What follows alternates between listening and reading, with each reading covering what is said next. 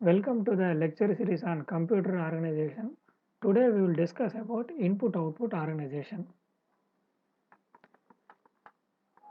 Generally, for any computer devices, without input-output devices, our system will not be complete.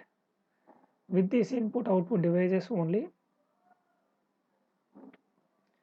we will interact with the computer. That means we will enter the data and again from the CPU or from the computer we can get the data via output devices. So generally in literature, in input devices, we are having different type of devices, keyboard devices, some are optical input devices.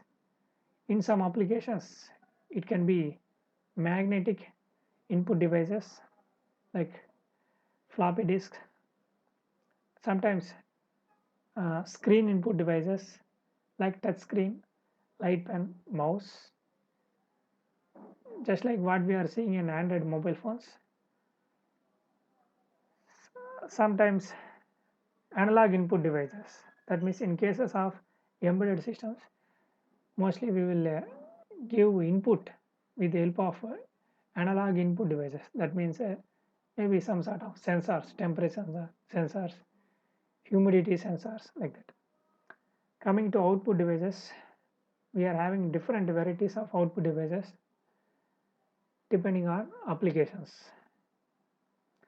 So general output devices are CRT, LEDs, LCD displays, some control signals, sometimes voice signals, plotting devices, in some case analog devices, or our traditional printer devices.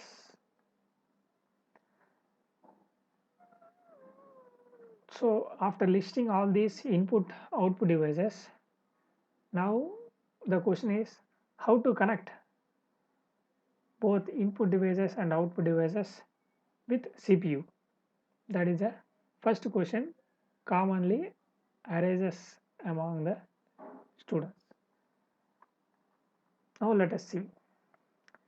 Generally, input devices, output devices may be made up of uh, electromechanical devices. That means the physical characteristics, they are different from CPU. CPU are made up of semiconductor technologies, whereas input output devices, they may be made up of electrical or electromechanical or mechanical devices. So in such a case, you will have a lot of difference between peripheral devices and CPU. First thing is incompatibility issues. That means these peripheral devices and CPU, they are incompatible in different parameters.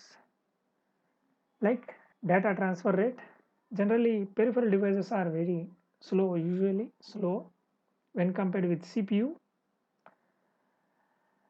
And when it comes to data transfer or unit of information, CPU processes multiples of bytes, whereas peripherals it will processes byte by byte, because the output will is always in the form of characters only. For characters you need 8 bits, that means bytes.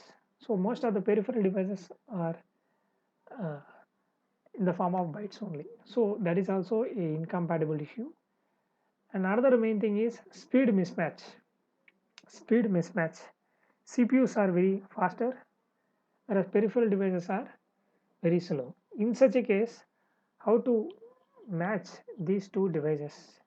Generally, we will go for asynchronous mode of operation to match between these two devices. So finally, CPU and peripheral devices, they differ in uh, technologies and data transfer rates, unit of information, and operating modes. If you see in CPU, the all the operations are performed in synchronous manner. That means the operations are, micro level operations. They are controlled with the help of master clock. So in the previous classes we have discussed that only. Whereas peripheral devices, it is not like that. So they will mostly operate in asynchronous mode. So operating modes is also another parameter in which these two devices, CPU and peripheral devices, differ. Let us see one configuration of how a processor is connected with the help of peripheral devices. Peripheral devices means input device, output device. So let us see, for processor we are having three types of lines. Generally we will call input output bus. So in these lines you will use the bus for three types of data. So generally the processor is connected to these peripheral devices with the help of bus. This bus will carry data information or address information or control information. You should understand that due to incompatibility issues, these two are not connected directly. You have to take the help of intermediate device called as interface. You can see from this diagram. With the help of interface, it is also a circuit which acts as an intermediary and which helps in communication between processor to peripheral devices or peripheral devices to processor. So in this diagram we have shown a separate buses for data, for address, for control. So if you see the functionality of interface, the interface is responsible for decoding the address. So if you see this, there are so many peripheral devices, there should be some sort of differentiation. So which one to communicate with the processor? So generally as a designer we will assign different types of address for input output devices. So your interface is responsible for deciding which device to communicate with the processor. So it decodes the address from the address lines, and similarly the processor will send some control information to the each of the peripheral devices. Control information like read, write, or checking the status bits, something like that. So for decoding the commands sent by the processor also you will use interface. And the interface is also responsible for sending the status of peripheral devices to the processor. Status means sometimes if the peripheral device is not ready, then that information has to be communicated to the processor. So your interface will do that information also. And the interfaces, it will synchronizes the data flow between CPU and your peripheral devices. That means the data transfer rate will be adjusted. So as of now you understand this, we will see in detail. So this one, a small block diagram of how you connect the processor with input output devices. For understandability purpose, uh, you know the bus is separated as data bus, address bus, control bus. In general we will use common bus only. So generally input output instruction consists of three fields. So one is opcode, and another one is a device address, and another one is function code, and another one is this is not necessary. Generally if you want to transfer any data to input output devices, first the data should be available in accumulator, because in instruction set design we design like that. So for that purpose, this one, this function code represents the command control lines. So let us see what is inside the interface. This is an overview of the interface only.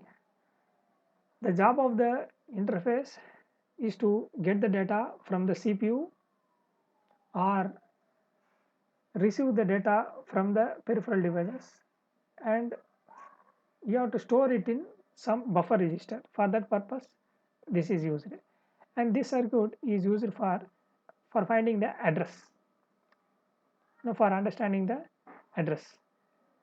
And this command decoder inside the interface, it will decode what type of uh, actions to be taken on the peripheral devices. This is our interface logic. This is status register for storing the uh, status related to peripheral devices. In the status register, the CPU will always access this status register. Based on the status in the status register, the CPU will send the data or receive the data with the help of buffer register.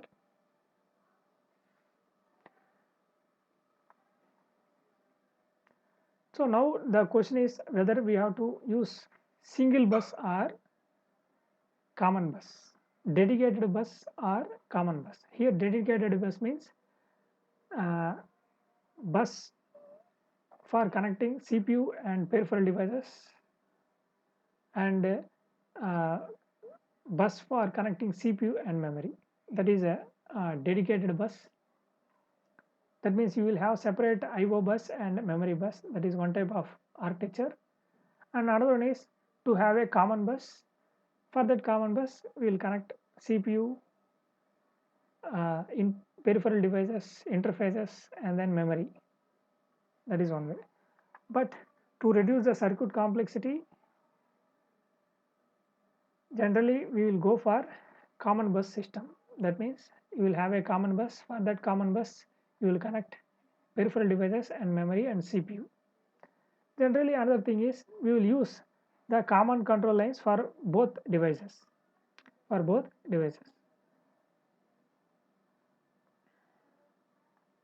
Now what is generalized block diagram of IO interface? What are the control pins are there?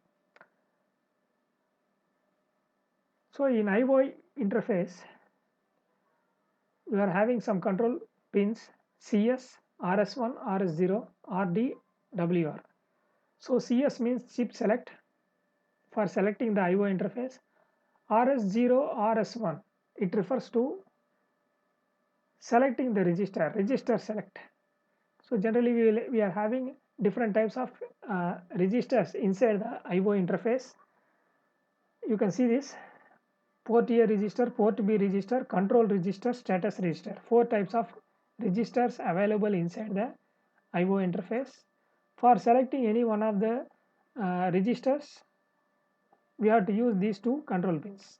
The CPU, if CPU wants to say for example, if 00 address is assigned to port A address, means if CPU wants to access the port A register, then CPU it will give 00 signal to RS0 and RS1 respectively. Then the communication will be done with port A register directly.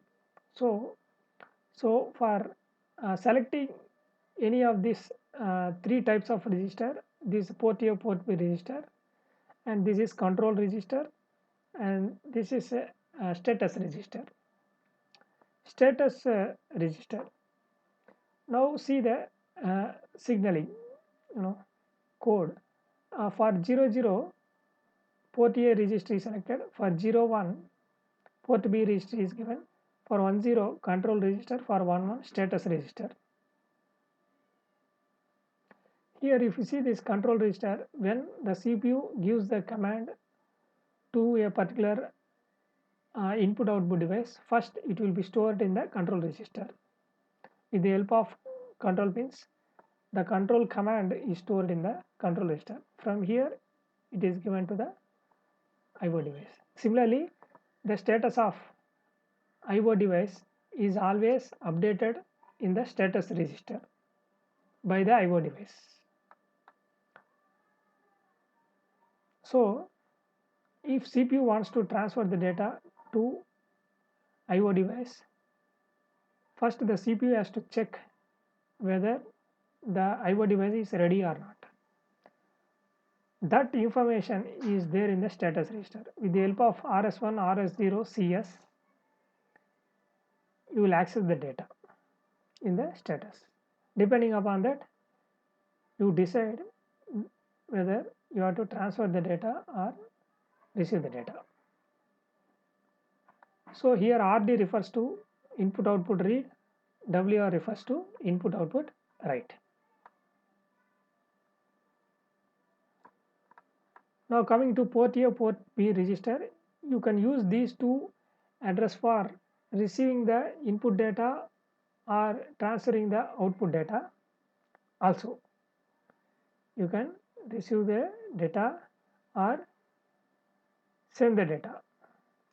Send the data means if CPU, you can use the port A register for transmitter. Transmitter means CPU sends the data to port A register. From port A register, it will be sent to input output device. If port B is a receiver means port B receives the data from IO device, then port B register sends the data to CPU. Okay. So how the communication has to be done between CPU and your IO device? Generally, we told asynchronous mode of communication will be the best possible way. Synchronous is not possible because peripheral devices are slow, whereas CPU memory are very fast. So we are using asynchronous data transfer method. In asynchronous data transfer method, two commonly used techniques are strobe pulse and handshaking. Let us see one by one. In strobe pulse,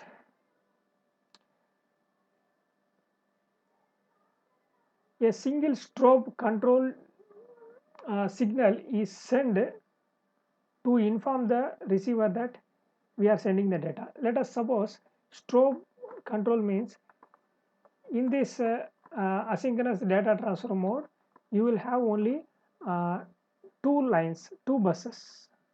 One is the data bus and another is strobe control pin. So if let us suppose you take source unit and destination unit.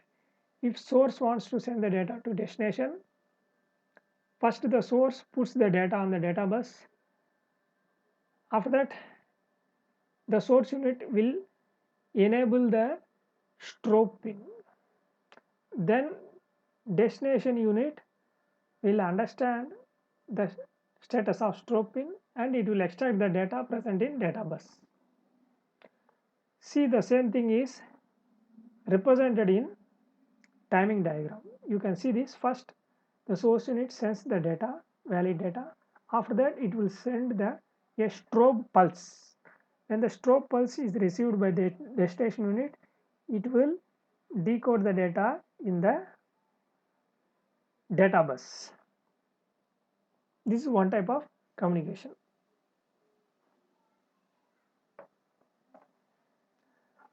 Let us suppose there is another possibility. If destination wants the data, here there is another case. If destination is asking the source unit to send the data, if that is the case, first a strobe signal will be sent by the destination unit to the source unit. Then source unit, when it receives the strobe signal from destination unit, it understands that it needs some data, so source unit will send the data on data bus. You can see the timing diagram. Now this time this is enabled first. After a period of time, this refers to some delay, then source unit puts the valid data. So if you carefully observe this, either first diagram or second diagram, let us see first diagram, there is one disadvantage in strobe signal. So when source sends the data,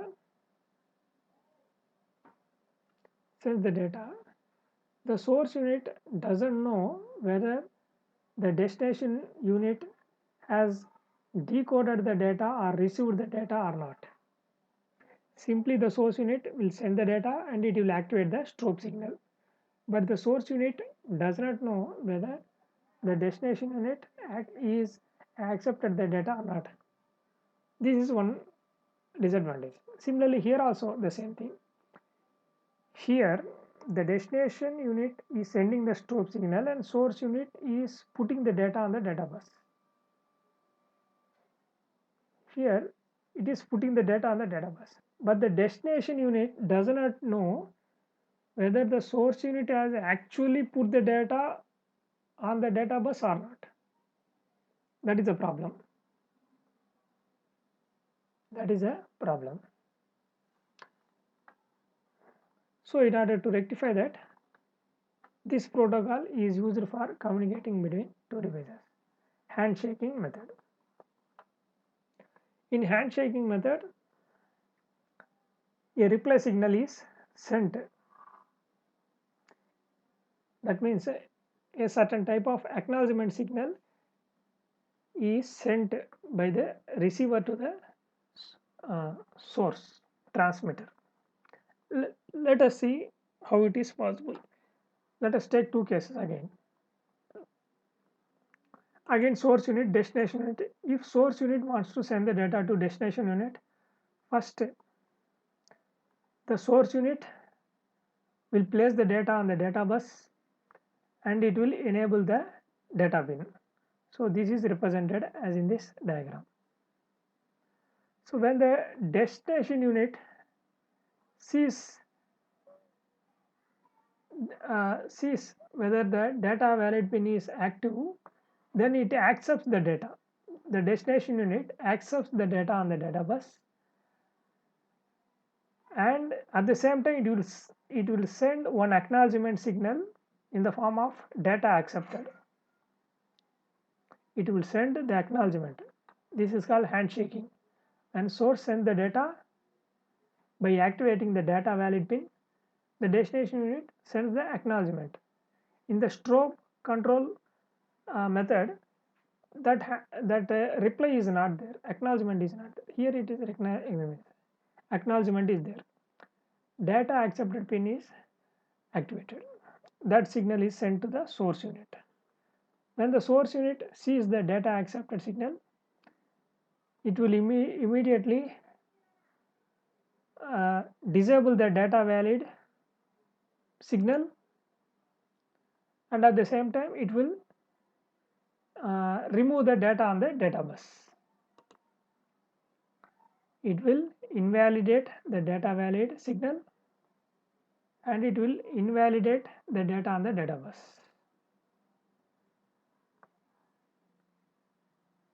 Then the destination unit will also disable the data accepted signal. It will remove the acknowledgement signal. It will remove the acknowledgement signal. When it is acknowledgement signal, that is the data accepted, is removed, then source unit will understand that the data has been successfully accepted. Now it is ready to accept another data also. So all these flow of events are represented in this diagram. You can clearly see the same is represented in the help of timing diagram. Similarly, when the destination asks the source unit to transfer the data, let us see that scenario. If the destination asks for the data, it will be active for duration, and immediately the source unit, it will place the data on the database and it will enable the data valid pin, and the destination unit, it will accept the data. It will accept the data. When it is accepted data, decoding is over and it will disable the ready for data. That means it will deactivate this ready for data pin. That means it sends an acknowledgement. So when the source unit receives that acknowledgement, it will invalidate the data on the data bus, and at the same time it will remove the data valid signal. This is shown in the timing diagram and then sequence of events.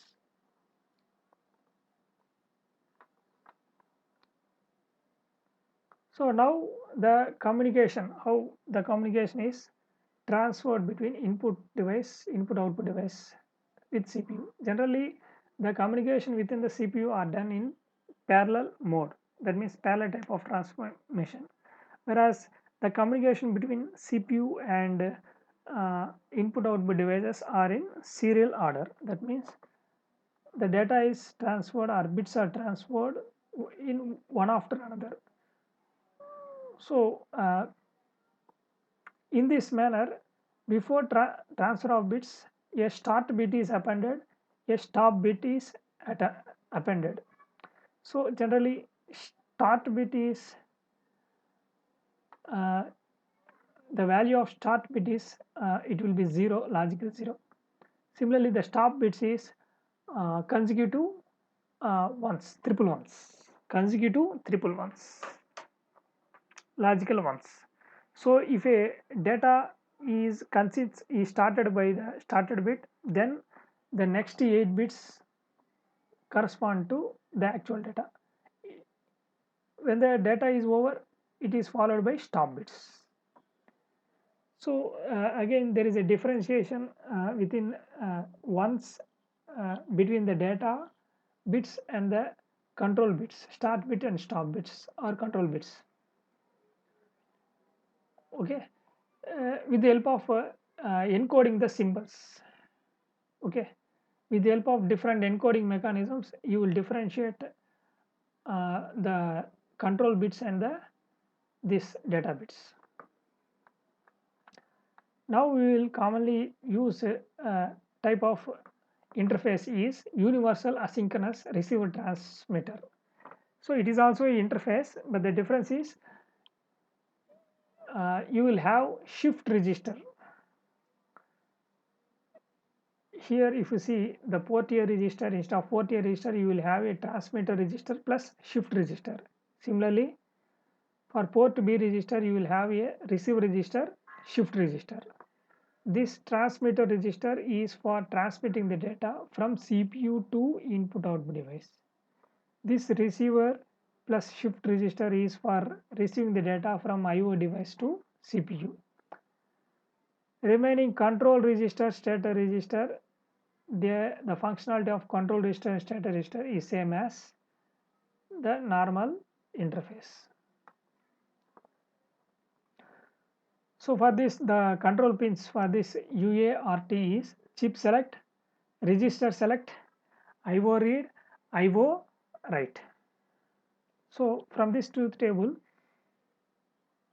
for RS is equal to 0, if the operation is write, then transmitter register will be selected. If RS is equal to 1, then control register will be selected. If CPU wants to send some commands to IO device, it will send to control register. If CPU wants to read the status of IO devices, you have to enable the RS1, at the same time you have to enable the read pin. Then you will select the status register. So the functionality is the same. Now you should understand that it has two sides. The communication between CPU to UART is done with the help of parallel transmission, whereas from UART to IO device is done with the help of serial transmission. You can see the purpose of shift registers here. Okay.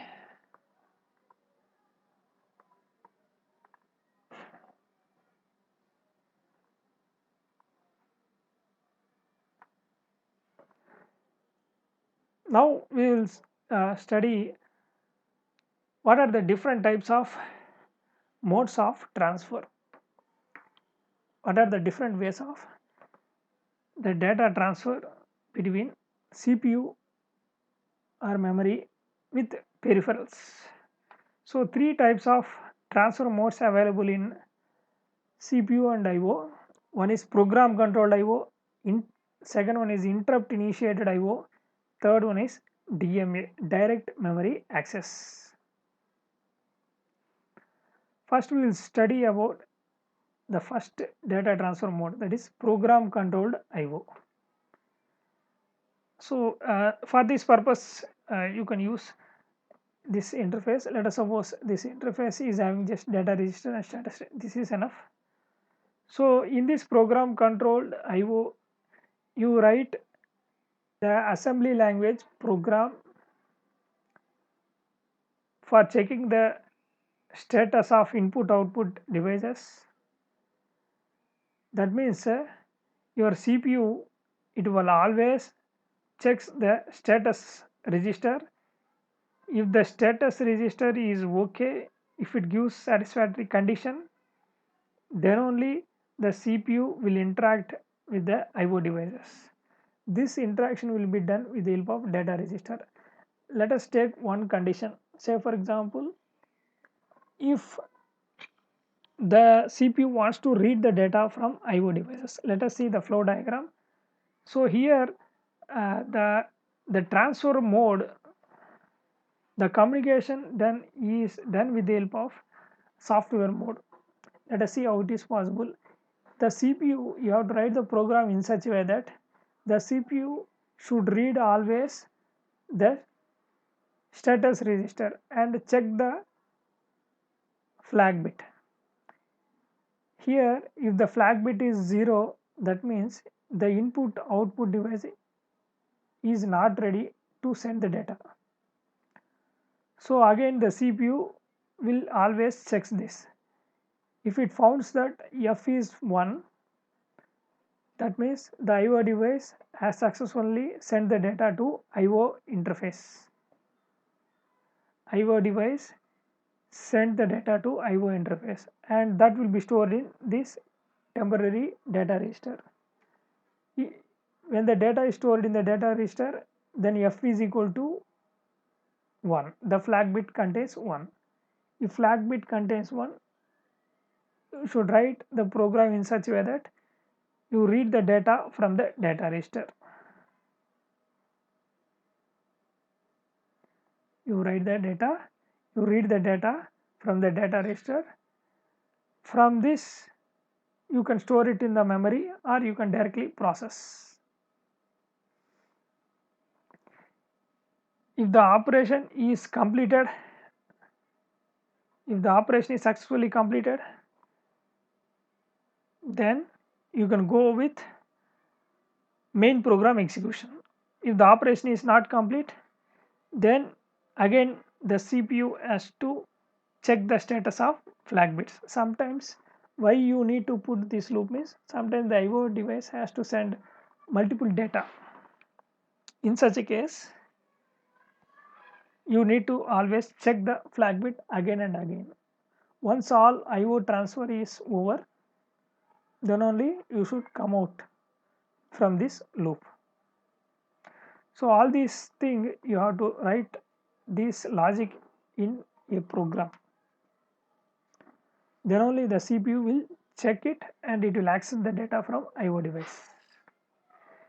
If CPU wants to send the data to IO device, again the CPU first sends the data to data register and after that the CPU simply waits the status bit, waits for status bit F. If F is equal to 0, let us suppose the IO device is busy in taking the data from the interface. When the IO devices has completed in taking the data from the data register, then F is equal to 1. Then F bit will be set equal to 1. That means the data in the interface register, register will be is successfully sent to IO device. That means this register, data register will be empty. Then CPU will start sending another data into this. and again the CPU will waits for the F value. Like this the output operation is performed. Actually this flow is for input operation, how the CPU reads the data from IO device. Similarly the same thing you can adopt for write operation. Next type of technique is interrupt initiated IO.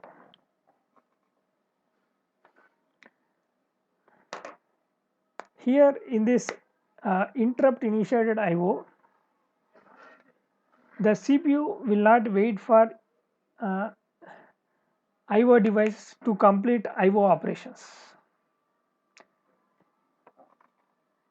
When the CPU sends the data, if it is a output operation, write operation, simply the CPU sends the data to data register, and the output devices starts taking the data from the data register. It will slowly do that process. In the meanwhile CPU will do another task. So when the output devices takes all the data, then interface it will interrupt the CPU and it will ask the CPU that send some other data, and the CPU will send another data into the data register. So therefore here in this programmed control IO, the CPU waits for the IO transfer operation to be completed, whereas in interrupt initiated IO the CPU will not wait for the IO device to perform IO transfer. So simply after sending the data the CPU will do some other task. That is what is happening in interrupt initiated IO. Let us see how. This is possible one way with the help of software technique. Again you can use with the help of polling technique, or you can use the help of hardware technique.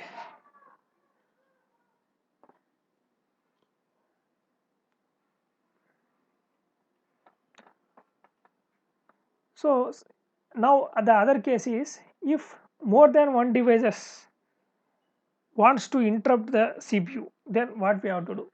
Then you have to assign some priority among the input output devices in order to avoid any conflict. That priority interrupt can be done with the help of, again you can write with the help of software technique by using polling mechanism or by using hardware technique also. Let us see hardware technique. This is one type of uh, hardware implementation for priority interrupt, hardware implementation of priority interrupt. This is called daisy chain configuration.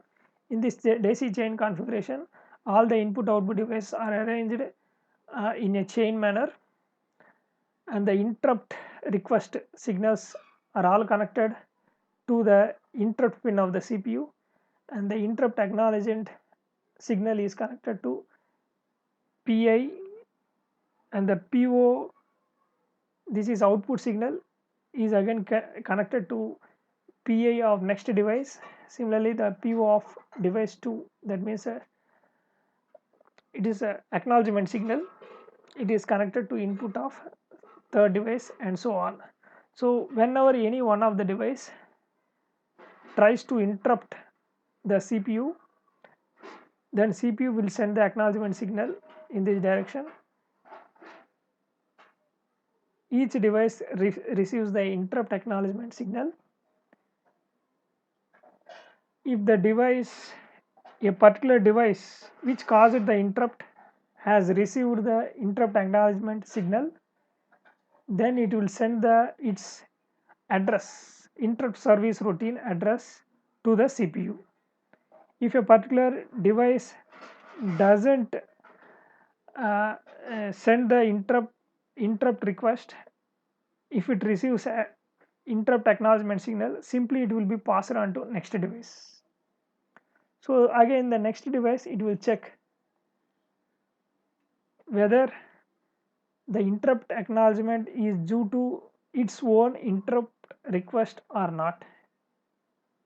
If it is due to its own interrupt request, the device will send its own address, interrupt service routine address.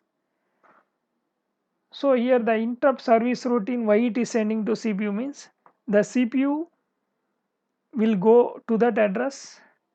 In that address, the program, the routine corresponding to each devices is present and it will be executed. So clearly if you see this device 1 is having high priority than this one. Device 2 is having high priority than device 3, like this. The same priority interrupt concept you can implement in the form of parallel configuration also. So here whenever a input output device sends any interrupt, that will be reflected in the interrupt register. Here if you see that there are 4 devices are there: disk, printer, reader, keyboard, all are connected to one bit of the register. So clearly disk 0 is having high priority than printer 1, printer is having high priority than reader, is having high priority than keyboard. So whenever any one is active, corresponding to that is given to the priority encoder. This will encode the data and it will give the some binary format that will be converted into the address. This is your vector address, interrupt service routine address. See that lower bits are all 0, just 2 bits are changed for this configuration. So whereas this register are used for mask register, if you want to disable the interrupt due to any one of the devices, so corresponding to that device bits you put 0 in this, then automatically if there is any interrupt due to any one device, it will be masked out. For that purpose you are using mask register.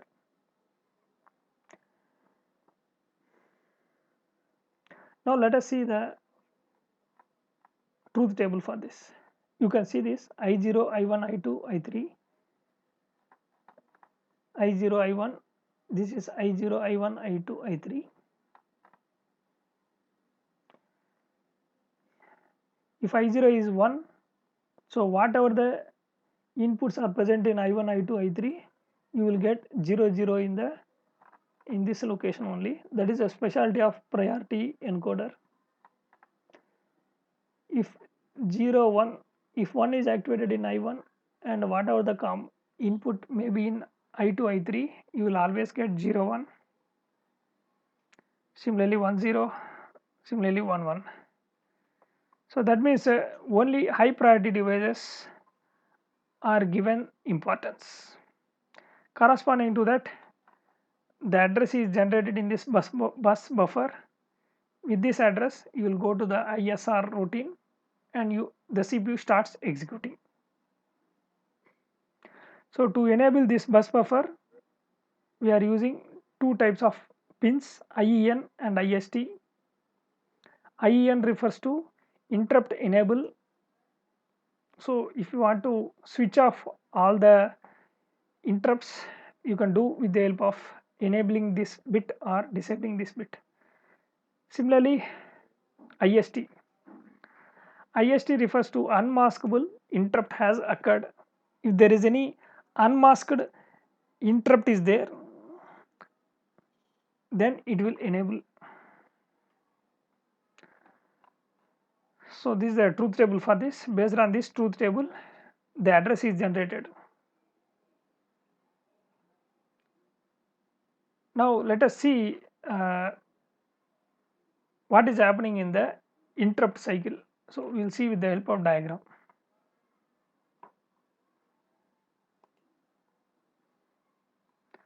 So let us suppose this is the memory and these are all the IO service routines or IO service programs. Let us see we are having 4 devices: disk, printer, some reader, KBD, disk KBD. reader keyboard. So for these input devices,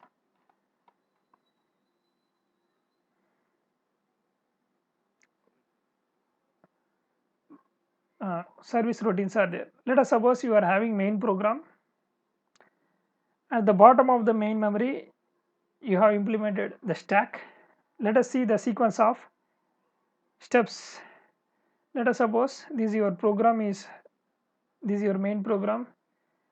Currently you are executing at 749. If your CPU is executing at 749 address, suddenly if there is any interrupt due to keyboard, let us suppose interrupt is occurred due to keyboard. So corresponding to this keyboard, the address of input output service program is generated, that is VIAD. So that means the CPU control will shifts to input output service program. So before changing the flow, first it will saves the PC address. So when the current address is 749, obviously the PC address will be 750. That will be stored in the bottom part of the memory. Why? Because in the bottom part only the stack memory is implemented. So 750 is stored here. And at the same time, for stack, what is the parameter used? Stack pointer. It is decremented by 1. So the next address location is pushed into the stack, and the control goes to keyboard service routine. That means here it goes. The CPU executes the instruction in keyboard service routine. Let us suppose 255 is the current executing instruction of keyboard. Let us suppose again you got another interrupt. Let us say it is disk interrupt has occurred. So immediately again for this service routine program, the PC address is 256. So this 256 PC address is stored in the stack location, and immediately the control goes to magnetic disk program. Why? Because disk is having high priority than the keyboard. So immediately the CPU stops executing and stores the PC address in the stack, and the control goes to disk service program. So when the control goes to disk service program, all the instructions in this will be executed. Once all the instructions in the disk service program is executed, again with the help of stack, it will returns to the previously executed program. So with the help of stack, you will pop the PC address. Now it refers to the keyboard location, keyboard program. So it will go to the P keyboard program. It starts, it finishes the remaining instruction execution in the keyboard, and after that again when it completes the keyboard service program, it returns again to the original program, because in stack you are having another PC address. So it will go to the main program. After going to the main program, it finishes the remaining instructions. In this way the control shifts from main program to different service routine programs. Different service routine programs, all are done with the help of stack. So you can see this. Next final concept is DMA method. If you observe from the previous method, that is this one, your CPU has to do all types of movement. Say for example, if input output devices have to store the data in the memory, means the CPU has to intervene. The CPU has to run the input output service program, and it has to fetch the data from input output devices, and it has to uh, move to the memory. Or if the data has to be transferred from the memory to the output device, then also the same thing. The CPU has to personally go to the memory and fetches the data from memory and transfers the data to IO devices with the help of these service programs. So your CPU unnecessarily wasting the time in executing or transferring the data from memory to IO device or IO devices to memory. So thus by wasting the valuable time of CPU. In order to rectify that, DMA method is you can use. In this DMA, the CPU is relieved CPU is relieved of duty for transferring the data from memory to IO device or IO to memory devices. Let us see how it is possible.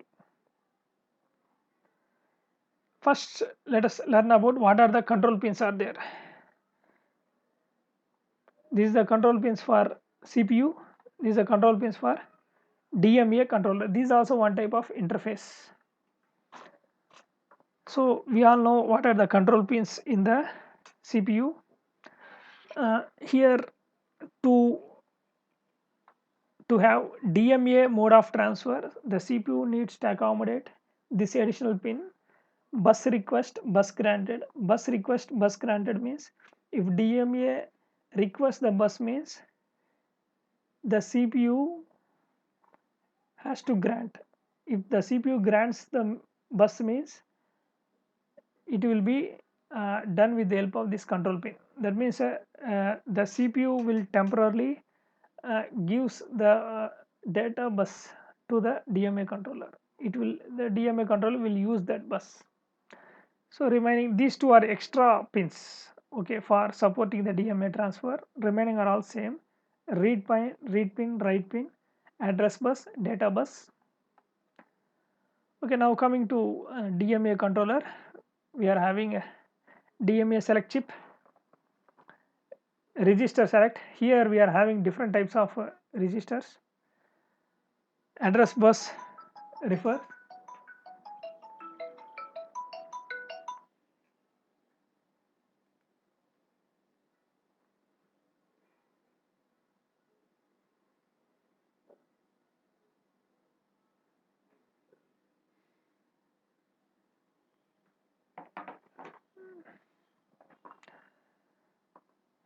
In this we are having the different types of control registers: address register, word count register, control register.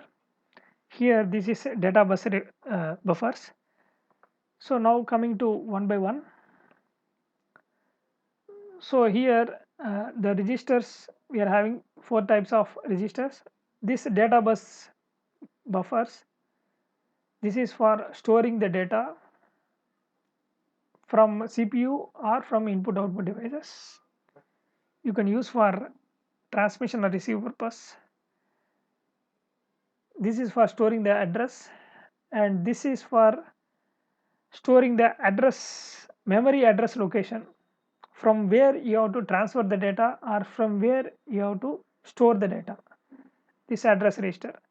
And this word count register is, it stores the number of words you have to transfer from input output devices or to input output device, number of words. And finally control register is for giving the commands and also for status. So when input output devices ask for data transfer operation, the DMA has to request the CPU, and the CPU has to grant the bus. Why? Because the bus is the common medium for all the components: CPU, interfaces, and memory. So always the bus is under control of CPU. If here the concept is very simple thing. So when input output device or input device has wants to send the data to memory, first it will contact DMA controller. The DMA controller, it will request the bus. When the CPU grants the bus, immediately the DMA controller starts accepting the data, and then it sends or stores the data in the memory location continuously. Similarly, for write operation, that means if the data has to be transferred from memory to the output device, the CPU sends the bus grant signal. After that, bus grant signal, and after that the CPU will tell from which location the data has to be transferred and how much data you have to transfer. All these stored in these two registers, and then it will give the command. Once it gives the command, the DMA controller will directly take the data from the memory and starts transferring to the output devices without the help of CPU. Without the help of CPU, the DMA will transfer the data from memory to output devices. Similarly, for input operation, if input device has to send the data to memory to a particular location, first it will send the data to buffers, and then the DMA will send the interrupt signal, and it will ask through bus request, and bus will be granted. Afterwards, the data present in the data buffers, it will be transferred directly to the memory, so without the need of CPU. So in the meantime, the CPU will execute some other instructions. That is the logic. That means maybe sometimes it may sit idle also. If it requires the memory resources, it may sit idle also, but it is only for short amount of time. So in this way, the DMA controller, it uh, relieves some burden on the CPU. That means the DMA controller, it will execute the in service routine programs, whereas in the previous case, interrupt driven mode,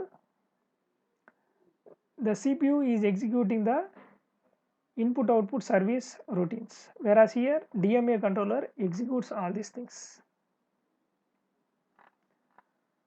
So that is what is written here. You can see the process of cycle stealing from the from the CPU. Actually, the bus, when the input output has to be transferred between memory and input output device, the DMA controller temporarily steals the cycles, execution cycles from the CPU. Within that, it will start the data transfer. Mainly the purpose of DMA is to transfer the data to and fro between input output devices and memory.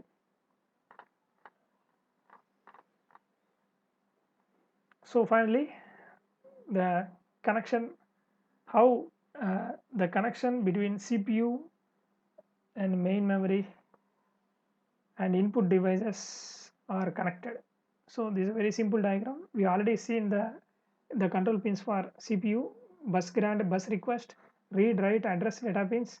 And for random access memory, you can easily guess the control pins are read, write, address, data, chip select. And for IME input output devices, mostly DMA request will be there, acknowledgement, some other status pins. So now you should understand the DMA controller, how it is connected to CPU. The bus request of DMA is connected to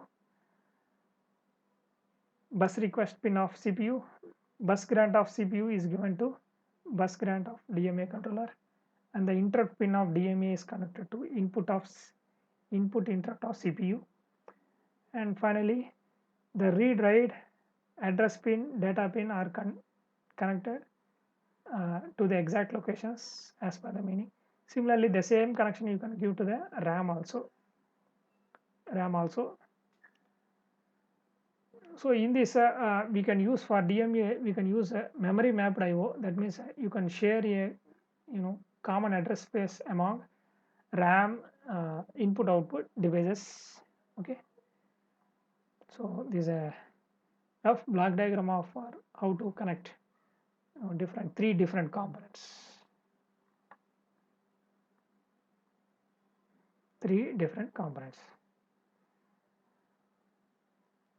So finally, we studied different types of peripheral devices. What is the functionality of IO interface? Asynchronous, how the asynchronous data transfer is mode, and different types of modes of transfer, and what is a priority interrupt. In modes of transfer, we have studied what is priority interrupt, what is DMA, all these things we have studied. With this, we come to end for lecture series on computer organization. I once again sincerely thanks to my audience,